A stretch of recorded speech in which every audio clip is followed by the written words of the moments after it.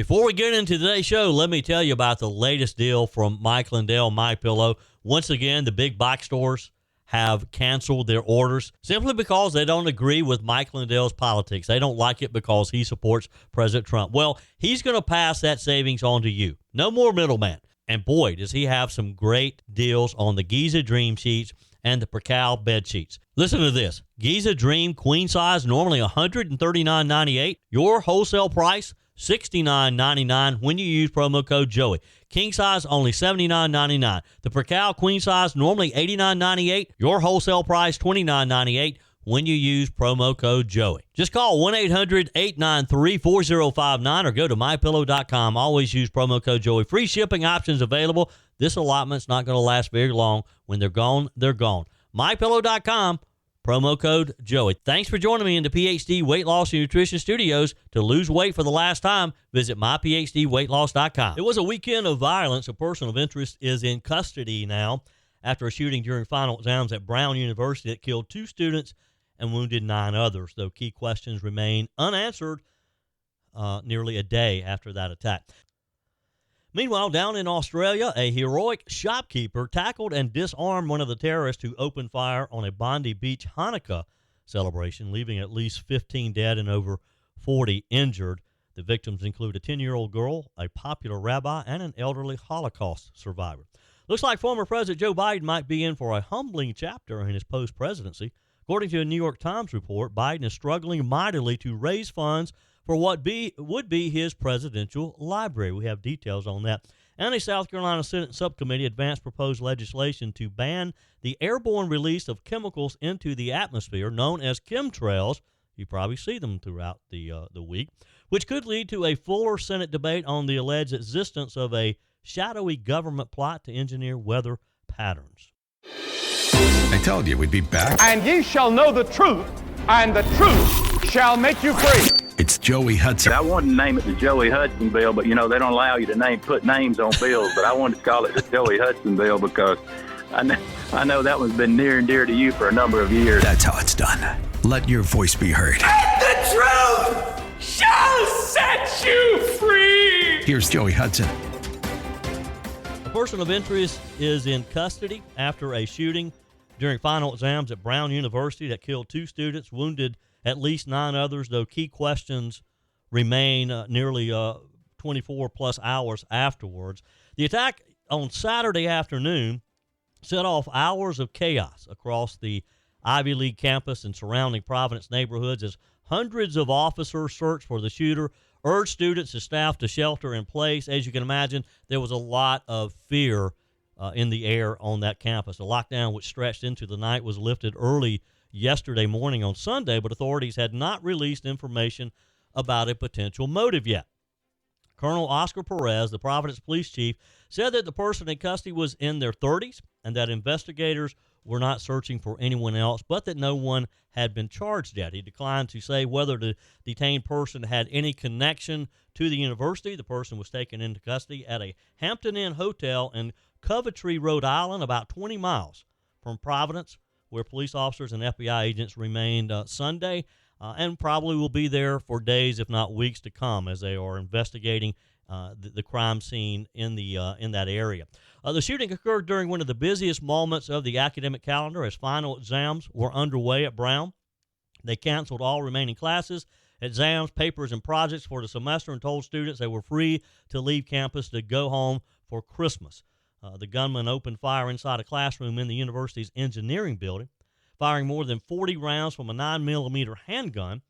A law enforcement official told the Associated Press that as of yesterday morning, authorities had not recovered a firearm but did find 2 loaded 30-round magazines, according to the officials. They were not authorized to discuss the investigation publicly, so the AP is saying that there could still be changes to that part of the story.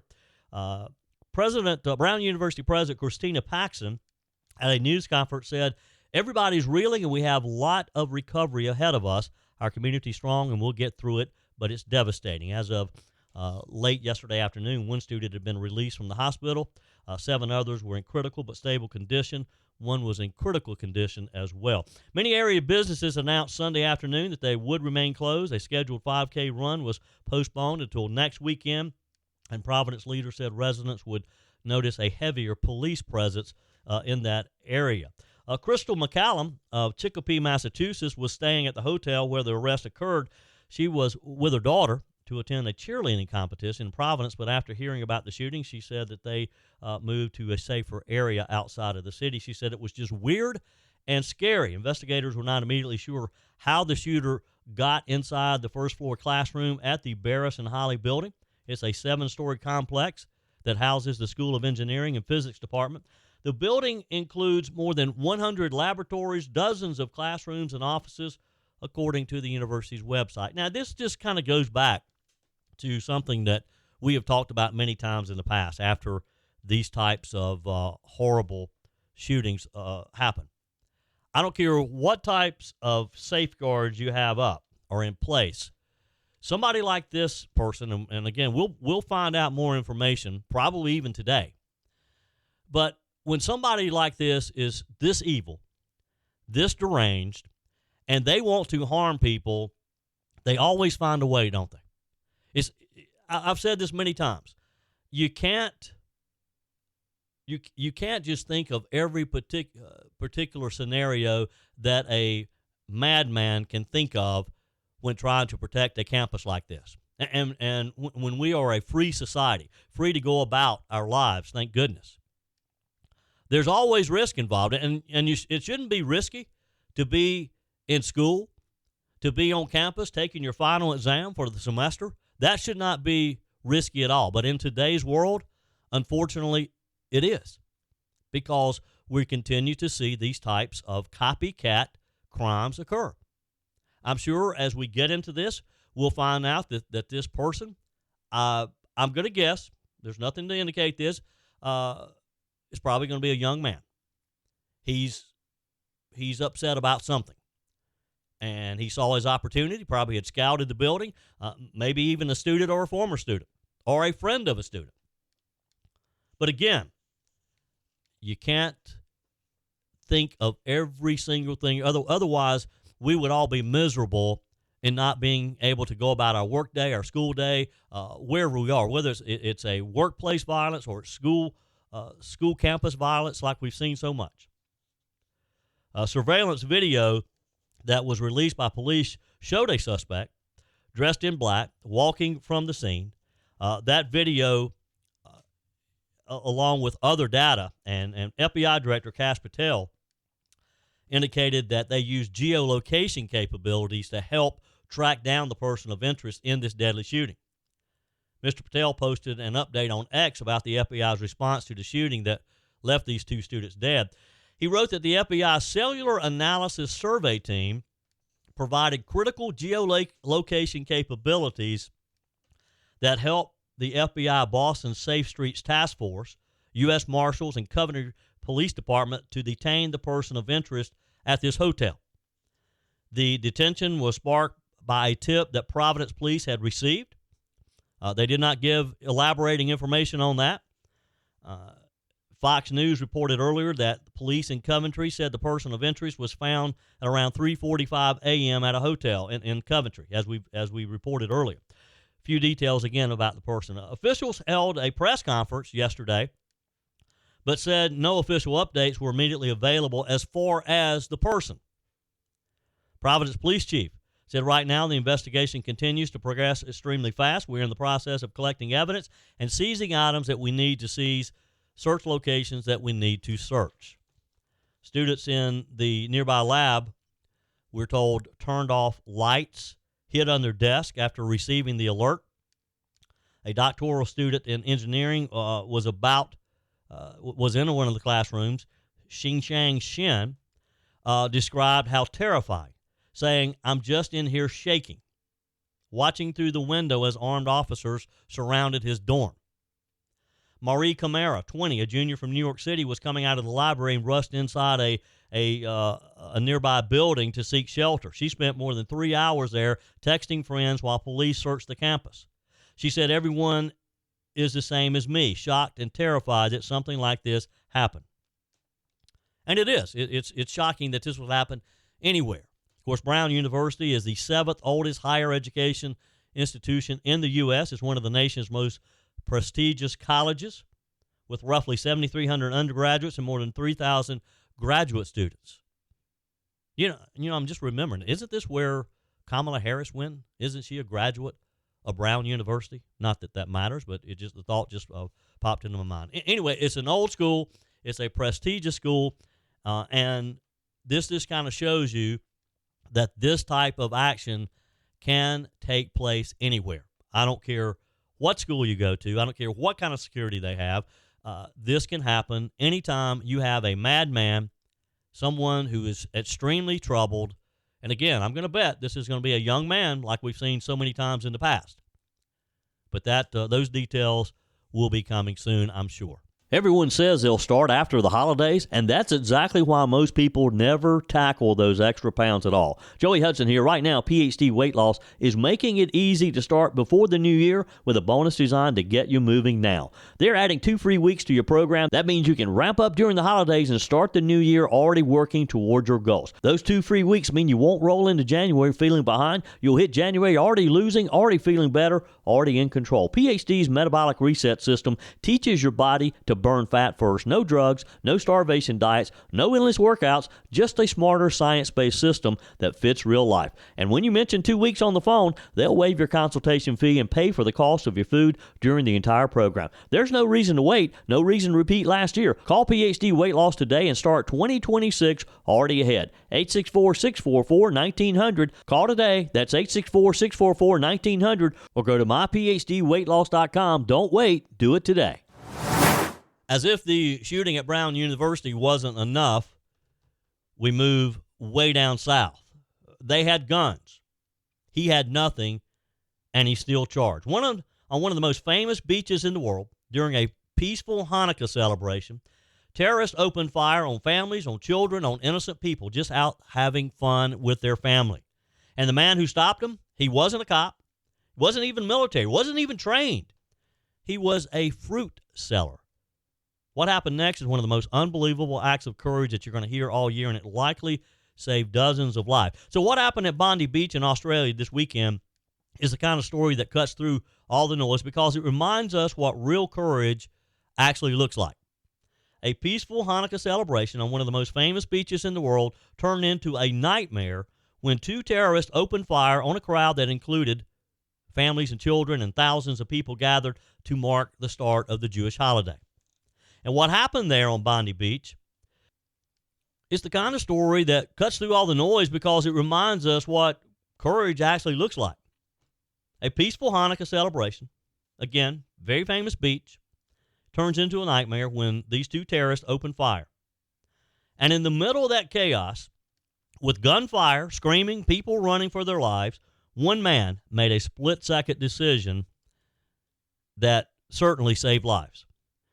His name is Ahmed Al-Hamed. He's 43 years old. He owns a local fruit stand. He's not a soldier. He's not a law enforcement. According to his family, he has no weapons training whatsoever. But when one of the terrorists raised a shotgun and began firing, Ahmed didn't run. He ran straight towards the threat. Videos show Ahmed quietly sneaking up behind the gunman, grabbing him, tackling him to the ground, wrestling the shotgun away, and at one point he actually turns the weapon back towards the attacker as the terrorist scrambles and tries to run in panic. Now think about that for a second. This wasn't a movie scene, wasn't even scripted. This was a man probably staring down death himself and choosing to act. And he paid a price. Ahmed was subduing the first attacker. The second, a terrorist shot him twice in the arm. He was rushed to the hospital, underwent surgery. Video later showed him bloodied but conscious, being treated by first responders. His family says they're hopeful he'll recover fully, and all indications seem to point towards that. His cousin said he's a hero, 100%, and he's right. This attack lasted roughly 10 minutes. 10 long minutes of terror for those on that beach. At least 16 people killed, including children. Nearly 30 others injured, and that number probably will climb, according to authorities. Thousands of families were forever changed in those quick moments. But because of Ahmad's bravery, the death toll was certainly not as high as it could have been. One terrorist was killed, the other is now in custody. And here's something else that matters, something worth emphasizing in a world obsessed with division and identity politics. This hero is Muslim. He risked his life to save Jewish families celebrating Hanukkah. Now, again, there's lots we don't know about this. There's lots we don't know about him. But Israel's Prime Minister, Benjamin Netanyahu, acknowledged that directly, calling Ahmed a brave Muslim who stopped a terrorist from killing innocent Jews. Leaders across Australia echoed that sentiment, praising the everyday citizens who stepped in without hesitating. And this is what moral clarity looks like, I think. It's not about religion versus religion. It's not about skin color or politics. This is a simple good versus evil, and a decent human being choosing good when it mattered most. Meanwhile, the terrorist, dressed in black, armed, targeting a religious celebration, firing into a crowd of families on a beach, that tells you everything you need to know about what happened there. This is a reminder we don't hear often enough. Evil exists. We saw it at Brown University. We saw it on this beach over the weekend. Sometimes the only thing standing between innocent people and unspeakable violence is the courage of ordinary individuals who refuse to look the other way, and that's the case in Australia at Bondi Beach. Ahmed didn't wait for permission. He didn't calculate the odds. He didn't have time to. He didn't think about the social media or headlines. He just acted at a split moment, in a moment when fear very well could have ruled, could have won over, could have advised him, hey, get out of this. Don't be involved. Go the other way. But he showed bravery, not with a badge, but in a white T-shirt worn by a fruit seller who simply decided enough is enough. I'm going to step in. I'm going to do something that I'm capable of doing here, risking his own life. In a time when so many voices are investing in dividing various people of various religions, pitting communities against each other, again, this story does the opposite. It shows that unity actually looks like when it's real. Now, again, this is an exceptional case. We have to admit that. A Muslim man protecting Jewish families is an exceptional case. A civilian standing up to terror. A beach that became a battlefield and a hero who did not shy away from it. He didn't ask to be this symbol, but he became a symbol of courage, a symbol of humanity, and a symbol of what happens when someone chooses to act instead of run and hide to protect themselves. I mean, what would you do in that situation? I would like to say I would do the same thing, but I'm not certain that I would. Text me. Email me, joe@joeyhudson.com. Leave me a quick message on the MyPillow message line, 864-477-JOEY. What would you do? Would you, and it's hard to say, I mean, until you're in that situation, but would you respond like Ahmed did? Would you have the courage? Again, I'd like to say that I would, but I don't know. I mean, think about that. These terrorists have been shooting for 10 minutes, firing, killing people. It's just sad that at this time of year that these families have to deal with this. Our prayers are with the victims, with the families who lost loved ones, and with Ahmed as he recovers from his injuries. And if there's one thing that's worth saying here, again, in the face of terror, we still have heroes out there. There's still people who will step forward like this man did to protect people that he did not even know, people who shared a different religion than he did. But he was brave. He stepped up and made a difference. Again, probably saved many, many lives from these two terrorists. And we don't know what motivated the gunners, the shooters yet. Again, that's one of the things that we will find out in the coming days, I'm sure. We don't know why they were there.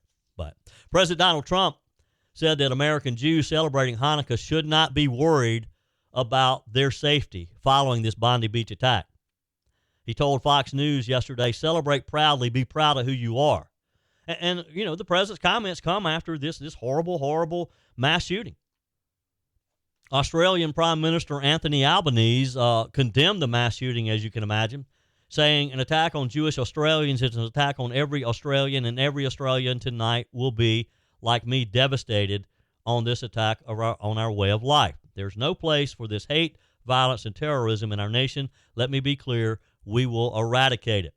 At a government meeting in Israel, Prime Minister Benjamin Netanyahu said he had warned Albanese in an August letter that the Australian government's policies were encouraging anti-Semitism. Netanyahu accused the government of failing to act as anti-Semitism spread and said inaction helped foster a climate of rising hostility towards Jews. Netanyahu said at the meeting, we saw an action of a brave man, turns out a Muslim brave man, and I salute him, that stopped one of these terrorists from killing innocent Jews. But it requires the action of your government, which you are not taking. We will obviously continue to pray for everyone involved in this horrible, horrible situation. The federal government says chemtrails don't exist. So why is South Carolina moving to ban them? Good question, huh? This wasn't a joke hearing. South Carolina lawmakers seriously debated banning airborne chemicals from the sky, the things we know as chemtrails. So let's jump in. Here's what we know. A Senate subcommittee has just advanced legislation aimed at banning what supporters describe as the intentional release of chemicals into the atmosphere to manipulate weather or sunlight.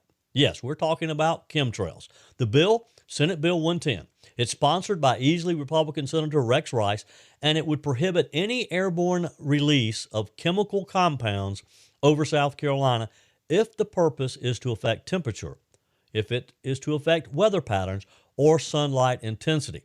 And before anyone dismisses this as a fringe conversation, South Carolina is not alone. Florida and Tennessee have already moved in this direction, passing very similar laws despite repeated denials from federal agencies that such activity just isn't happening. We've heard that before, haven't we? So here's what the federal government says. And for context, the Environmental Protection Agency says very flatly, this isn't real. In a fact sheet released earlier this year, the EPA stated there is no evidence of contrails being intentionally formed for geoengineering or weather modification over the United States. In other words, the federal government says this doesn't exist. It's all in our imagination. But at the State House in South Carolina, that assurance did not carry much weight. So why are lawmakers moving anyway? Supporters of the bill say that trust in federal agencies is precisely the problem. During the subcommittee hearing, lawmakers and witnesses argued that history shows the government often hides or minimizes controversial programs, sometimes for decades, before they admit that they actually existed. One of the more striking comments came from Senator Jeff Zell of Sumter.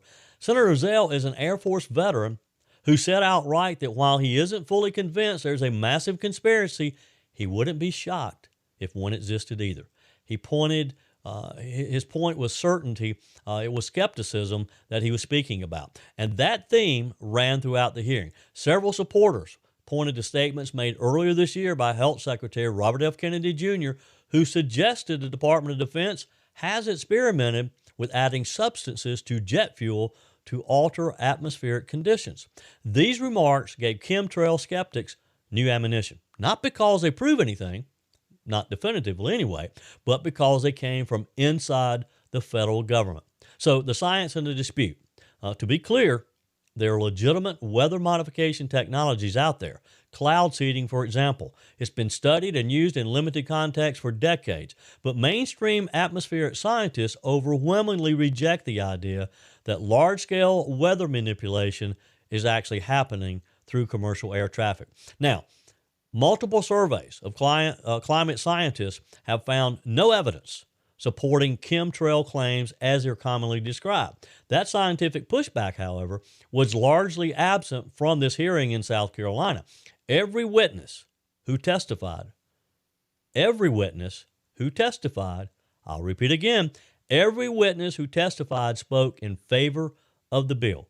No skeptical scientists, no atmospheric researchers, no federal experts, and that's important. So who testified?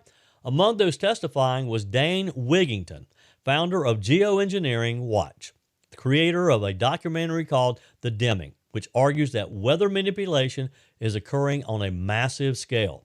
Wigington claims that major climate events like droughts, storms, temperature swings are being engineered for political or financial gain, and that the federal government is concealing it, or at least concealing their role due to potential liability.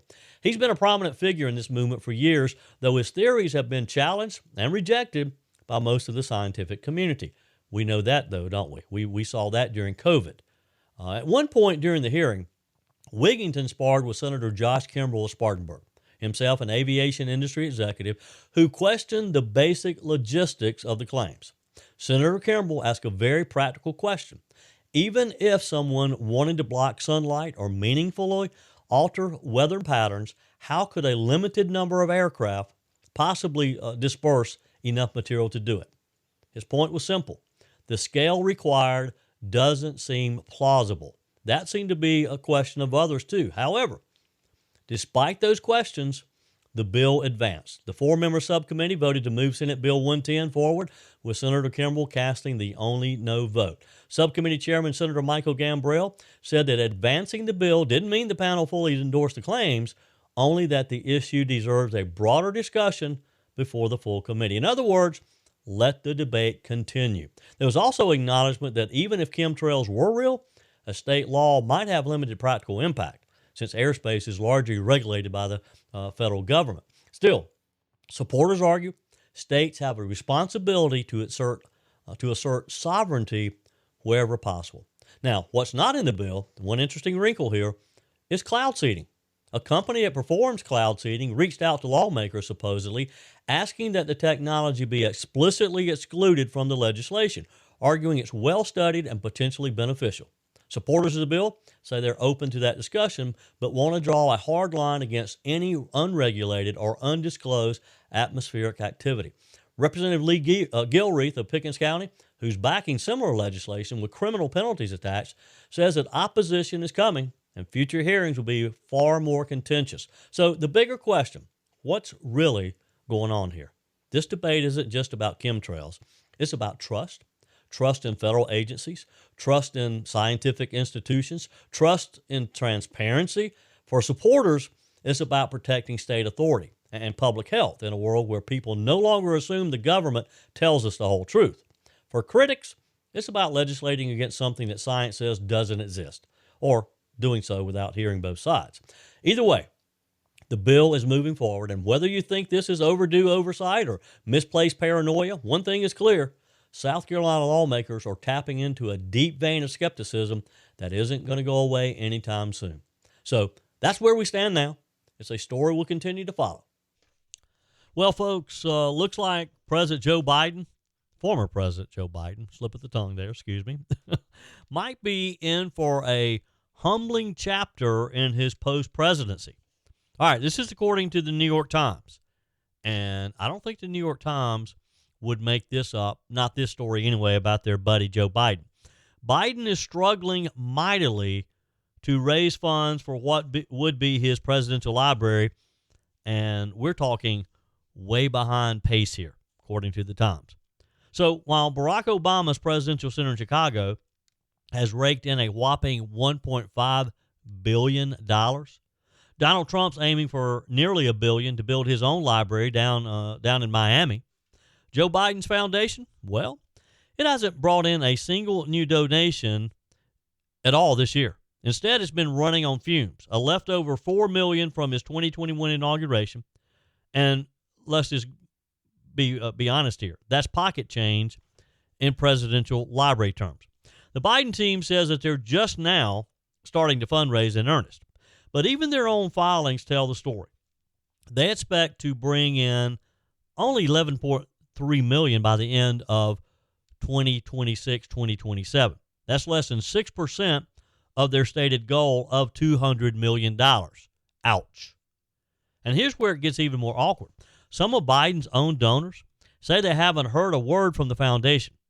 Others say they wouldn't give even if asked. One top Democrat donor, John Morgan, told the New York Times he'd be lucky to have a bookmobile. Brutal. Morgan says Biden's staff burned too many bridges and the goodwill just isn't there anymore.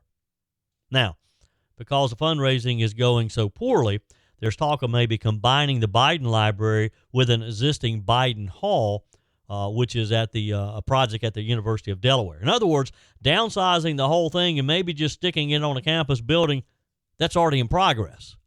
To make matters worse, Joe Biden's team in the University of Delaware aren't even confirming whether this merger's a real plan, just a lot of hedging and we're still in the planning phase kind of language. Now, compare all this to Clinton or Obama, who kept their donor network strong and built massive institutions after leaving office. For Biden, is shaping up to be a quieter retirement, at least when it comes to legacy projects. We'll see if the former president can turn it around, but right now, this library effort is looking like a chapter that may not be written. Bookmobile? Bookmobile? Your comments are welcome on the Furman Ford text line, 864-477-JOEY. That's 864-477-5639. Emails always welcome, joey@joeyhudson.com. Speaking of the Furman Ford text line, it's never been more important to support locally run businesses owned by people who actually live here in the upstate.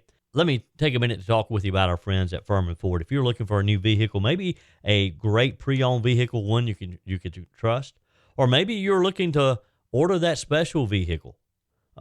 Either way, if you want a new one, a brand new one, or a pre-owned that you can trust, the folks at Furman Ford, they're there to help you. Their name is on the sign because their name is on the line, because every single transaction is important to them. Jim Furman, Matthew Furman. They do business the right way. When you stop by, when you give them a call, or maybe when you just send them a quick email, you're always going to have access to a member of the Furman Ford family.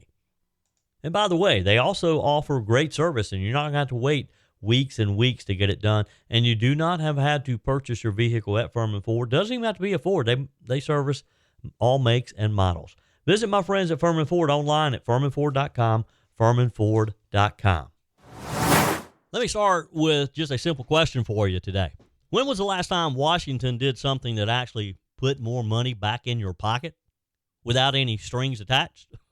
Because according to the Trump administration, that moment may be coming next year, and it could be bigger than anything we've seen in previous decades. Treasury Secretary Scott Bessent is now saying American households could be looking at the largest tax refund season ever, with checks in the range of $1,000 to $2,000 per family. He was speaking at an event this past weekend in Philadelphia. Secretary Bessent told NBC 10 Philly that Americans can expect some big tax refunds. I can see that the president's signature initiatives in the One Big Beautiful Bill, and I tell you, he fought harder than anyone for these. No tax on tips, no tax on the overtime, no tax on Social Security, auto deductibility. That the bill was passed in July. Working Americans didn't change their withholding, so they're going to be getting very large refunds in the first quarter. So I think we're going to see $150 billion of refunds, which could be between $1,000 and $2,000 per household.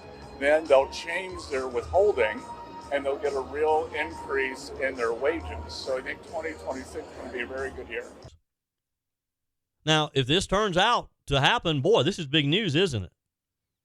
I mean, according to Secretary Bessent, this isn't a theory. It's not a campaign promise. It's part of the big, beautiful bill. It's baked into the law. So let's talk about why this is happening and why it matters. It traces back to the Big, Beautiful Bill Act, passed and signed into law in July. Most people remember the headlines about immigration, about energy, spending reforms. What didn't get nearly enough attention was the tax side of the bill, and especially the timing of it. So here's a key detail. Because the bill passed mid-year, millions of working Americans never changed their tax withholding. Did you change yours? Think about it. That means for months now, the federal government has been taking out more money than it should from your paycheck. And now, that money's going to be coming back to you. Treasury Secretary Scott Bessent put it plainly in this interview. Working Americans didn't adjust their withholding, so when they file early next year, you very well could see very large refunds. The Treasury Department estimates between 100 and 150 billion will be returned to taxpayers nationwide. This is not some type of stimulus check. It's not borrowed money. It's your money being returned. Again, he estimates that could be $1,000 to $2,000 per household on average. A lot of families right now, that's not pocket change. That's relief, very much needed. So let's be honest. Most Americans don't care about the economic indicators. They care about their grocery bill. They care about being able to write a check for their rent each month, for gas, for health care, and whether their paycheck lasts until the end of the month to start the next one. And according to a recent Fox News poll, nearly 3/4 of Americans still feel negative about the economy. And I believe that's very accurate because my friends and people that I talk to in business and in church, they still aren't quite convinced that we're moving in the right direction. Not because they're pessimistic or because, they're ignorant about what's happening. Prices are still high. Housing is still very expensive and continues to rise. Healthcare costs are still climbing. And if Congress doesn't work out something on the Obamacare subsidies, we're going to see that increase this coming year as well. So when Washington finally does something that actually returns money instead of redistributing it, I think Americans are going to notice. A refund of $1,000 or $2,000, what would that mean to you? Paying down a credit card maybe, fixing a car, maybe buying a new car, catching up on rent, or just finally having a little breathing room. And that's why this matters, folks, and especially in a year when everybody's going to be thinking about issues as they go to the polls in the primaries next spring and early summer, and then on to the general election in the midterms. Now, here's the part that doesn't get talked about enough. This refund, according to the Treasury Secretary, is just the beginning. It's just the first wave. Once people file their taxes and adjust their withholding, that money doesn't just disappear. It's going to start showing up in your paycheck. Besson explained that after filing season, workers will see a real increase in take-home pay because the withholding will finally reflect the new law. And this is a reminder, check your withholdings now. In other words, first, you're going to get a refund check, a bigger refund check. Then your paycheck's going to get bigger because you're going to adjust those withholdings. That's how tax relief is supposed to work for the American people. And that's why the Treasury Secretary says 2026 could be a very good year for American workers. It's also important to talk about what did not happen. The Trump tax cuts from 2017 were set to expire at the end of this year. If nothing had been done, Americans would have faced higher tax rates, lower standard deductions, and smaller paychecks in 2026. That would have been a tax hike, plain and simple. No other way to explain it. The One Big Beautiful Bill Act stopped that. It preserved the tax cuts of 2017. Lower rates were extended. Higher deductions were preserved. Families avoided a tax increase during a very fragile economic recovery. President Trump called it exactly what it is, tax certainty. And at a recent cabinet meeting, he predicted early next year would bring the largest tax refund season in American history, just like the Treasury Secretary was talking to us about over the weekend. So ask yourself this. If a Democrat administration had just delivered $1,500 refunds to millions of families, would you ever stop hearing about it? Would it be all over the national news anticipating this refund? Cable news countdowns, victory laps all around, primetime speeches. CNN would go with the headlines every day. But because this is coming from Trump 2.0, it gets treated like just a tiny little footnote. But I got to believe that when Americans start getting those actual refunds, because right now we're just talking about it, when it goes into action and you actually see it happen, stories like this, because they don't fit the narrative and conservatives are delivering it, they kind of get brushed under the rug. But Americans are going to notice it, and they're not going to allow it to get brushed under the rug. This policy helps working people, hourly workers, families, retirees, and it does it without expanding government control. This refund wave is part of a broader strategy that the Trump administration has known is going to be coming. Again, the lower taxes, energy independence, reduced waste. And by the way, gas is as low as it's been in a while. Nana Hudson called me over the weekend. She couldn't believe what she had just paid to fill up her tank. And it's like I said to her, this is just the beginning, because as energy costs come down, as fuel costs come down from those truckers and other industry that uses fuel, we're going to see overall prices start to decrease as well. It's going to be the perfect storm, I believe, for our economic system going into 2026. The perfect storm. You heard it here first, folks. That's it for today's edition of Just the Truth. Thanks for joining me in the PhD Weight Loss Studios. To lose weight for the last time, visit myphdweightloss.com. If you haven't joined my mailing list yet, visit my website, joeyhudson.com. Click on the Connect with Joey button so that you can receive our emails and the most up-to-date news. Also, join me on my YouTube channel. Be sure and like, comment, and subscribe. Just search for Joey Hudson. As always, thanks for spending a few minutes of your day with me. Do me a favor and forward this episode to a few friends. Just click on the share button and send to your contacts. We need to build an army of conservatives to win our country back, and we can do that by continuing to share the truth with our friends and family. Keep those comments coming via the Furman Ford text line, 864-477-JOEY. Email to joey@joeyhudson.com, and I love your messages on the MyPillow message line. Again, that's 864-477-JOEY, 864-477-5639. Be sure and take advantage of the MyPillow special, just $14.88 on the standard MyPillows when you use promo code Joey. Order online at mypillow.com or call 800-893-4053. We're back again tomorrow and hope you'll plan to join us. Until then, remember, God's got this. He's still in control.